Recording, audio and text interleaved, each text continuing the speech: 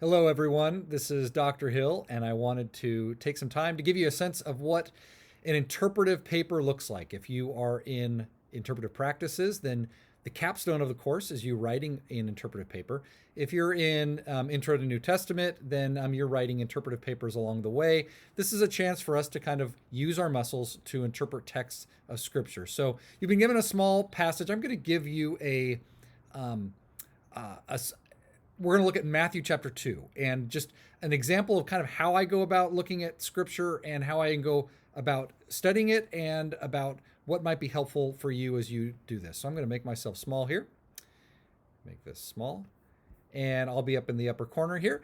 But as you can see, what I'm looking at right now is I am looking at my Accordance Bible software. And usually when I have this up, I'll have the Greek on one side as if I'm doing New Testament, Hebrew if I'm doing Old Testament. And I'll have various translations over here. And so what I have, and you'll be able to see this, is I've got the ESV here, the Common English Bible here, and the NIV. If I wanted to add another translation, I might add in the New Revised Standard and throw that in there. Either way, the nice thing is these are tagged, and so you can see, like if I want to see the word Herod, I can see the word Herod over here in Greek, and it shows up in the English translation, or if I want to see the word days, or something like that. So it's very helpful. The other thing that you might want to use for your for this is you might use, say, the Step Bible. And so the Step Bible is a good example of Bible software that you can use that is available online. The nice thing about this is if you go to, like I have Matthew chapter 2 up here, if I hover over something or if I want to look at the terms that occur, as I look over here, if I want to look at the word king, for example, and I'm in the day of King Herod, you can see how in Matthew chapter 2 and verse 1 that you have all these words occurring over here as well. So these are good tools. They're very helpful along the way.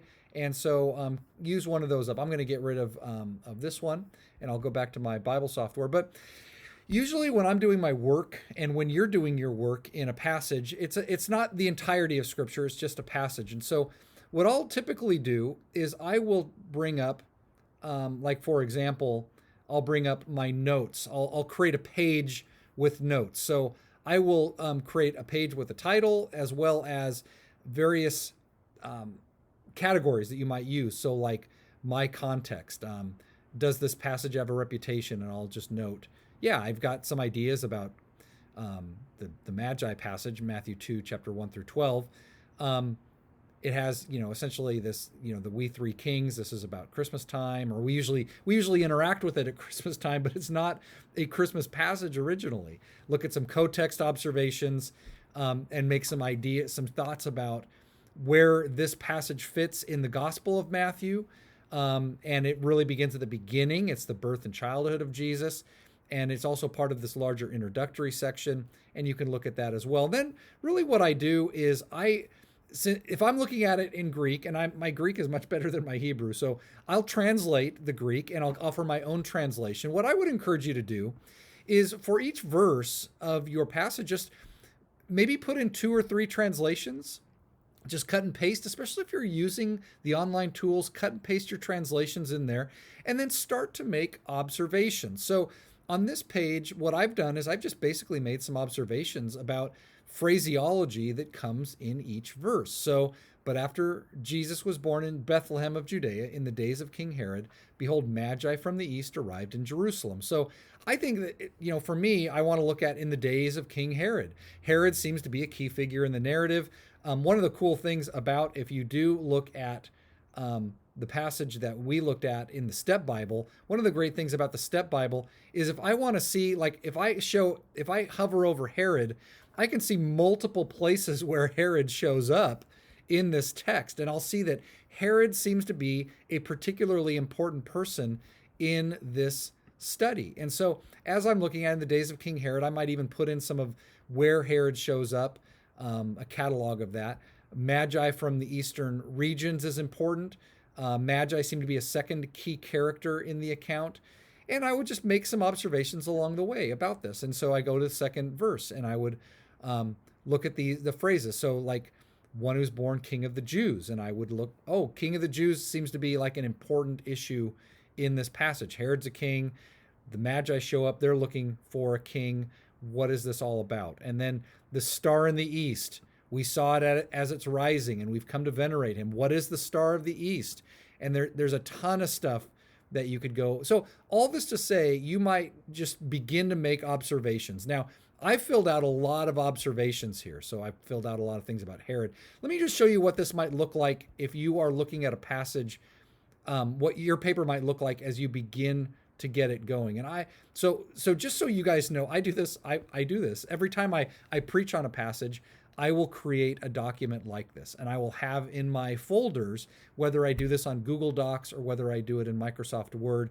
But because I'm old, I use Microsoft Word. You might use Google Docs because you're young and hip. Either way, I'll create a document for every passage that I'm working through, and then I'll just essentially create, I'll have my categories, my context, co-text observations. I'm preaching this week on Acts chapter 20, verses 17 through 38, which is Paul's farewell speech to the Ephesian elders. So my basic observation, co-text-wise, is that as we're working through Acts, though Acts is going to continue for another 8 chapters, this is the last really time that Paul is traveling free. And so this really is a farewell speech. He will be in prison from here on out in the book of Acts. And so we're at an interesting spot in the book of Acts in this way. So, but again, as you can see, I've got I just give the Greek, and then I give my own little very word for word stilted translation. I might even put maybe the ESV or the NIV or the CEB underneath that. But then I just make observations. So my first thing is, how far is Miletus from Ephesus? It's about 30 miles. And just again, these phrases, and I'll put them in bold, and you can see, like, I want to explore these things. What does it mean that Paul was with them in humility? Does that mean that he's being humiliated, which is actually could be the case if he's being oppressed or opposed or persecuted, or having tears? What does it mean that there's these testing and trials, and what are these plots? I might make note of those things. So this just gives you a sense of what it might look like to begin a document, even if the passage or the what am I looking at here? I'm looking at even if what you eventually end up with looks a little bit more like this, and you fill that in. Now, as you're writing your paper, you don't want to just have something like this. I'm not looking for, when you're writing an interpretive paper, you need to take all of this stuff and you need to synthesize it. You need to bring it together. So if I'm going to show you an example of this Matthew 2 interpretive paper. And basically what I would encourage you to do is I would encourage you with the first paragraph of your paper to just give a little my context introduction, whatever passage you're choosing, maybe a little bit of how you've encountered that passage. Does the passage have a reputation? What exactly does that look like? And so you might have that first paragraph about my context. The second paragraph maybe would be something about cotext and the idea of where the passage is showing up in the overall text of where it's housed. And then you get into what are essentially your 3 or 4 major observations. So as in Matthew chapter 2, I've looked at one of the main characters is Herod the Great. And so I have a whole paragraph on Herod the Great. And this includes chapter 2, verse 1, how this works in the whole thing. I've got things that are going on in verse 4 as well as in verse 3. And so there's a number of things that come into play about Herod. So I might just say something about Herod. Then I'll synthesize all those thoughts into the Herod paragraph.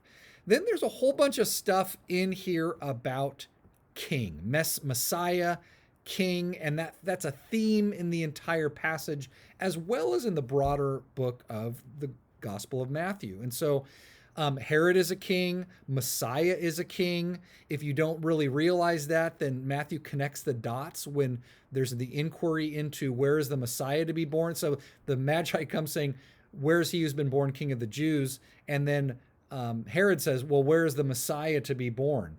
So that phrase, king of the Jews, is significant. So I have a whole paragraph on the idea and the theme of kingship. There's a whole other thing, the Magi from the East. That is Magi from Eastern regions. That deserves a whole nother paragraph. Who are the Magi? Are they wise men? They don't seem to be wise men. And so we've got a couple of, I have a paragraph in here about Magi. And you might not be able to do a lot of explanation, but you can do word searches on the term Magi. And you might find that, like Simon Magus in Acts chapter 8, or you might find the false prophet Elymas or Bar Jesus is called a magus in Acts 13:6. You might also note in the Septuagint, just by doing a word search on the word magus in Greek, you could do that in the Step Bible, you could do that in Accordance, that Daniel is called a magus in Daniel 2:2 and Daniel 2:10.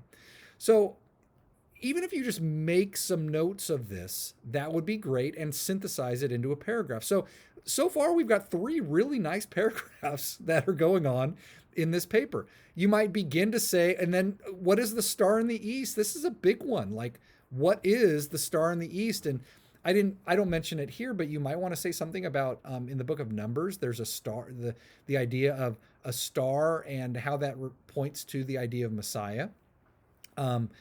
So again, probably the last, maybe the last big thing in this passage is the quotation of the intertext that's of Micah 5:2 and what that means in Matthew 2:5-6. So you can do a number of things without ever consulting a commentary. And you're just making observations. You're doing word searches. You're seeing what's in there. You're looking at the Gospel of Matthew, and you are just making your own observations and then synthesizing them into the paper. Now, what all of this is aiming for, as much as it's all really interesting information, what you're eventually aiming for is this last paragraph. This last paragraph is where you're basically giving me a sense of what this passage is all about. And so my final paragraph in Matthew chapter 2, after all the observations and all the synthesis and all the word searches and everything, and all the rabbit trails, I'm basically saying ultimately Matthew includes this account to provide some notion of the significance of Jesus's birth. That his birth will draw varied responses from joy to trouble. Some come to bow down before him, while others plot his demise. So for Matthew, there's also, with the Magi, there's an enduring theme of openness to Gentiles, to the person of the Jewish Messiah, while the established Jewish leaders will reject this claimant. In this way, the visit of the Magi, and the Magi are Gentiles of questionable origin. They're not really wise men. Gentiles of questionable origin. The visit of the Magi introduces this theme. So look, in 4 sentences, 1 paragraph, I have just essentially given my interpretation of what this passage is all about. I mean, there are all kinds of rabbit trails you can go on about this, but this is why this is in the Gospel of Matthew. So that's what we're looking for. You can see my word count is about 1,300. I'm looking for you to be somewhere between 1,200 and 1,500 words. You don't have to go that high. I think 1,200 is a good number to aim for. I don't want to be reading, 3,000 words. That's not what this is about. If you're going 3,000 words, you've missed the point. We're trying to get to the most significant observations that help you interpret the passage. So we're not running down a bunch of rabbit trails.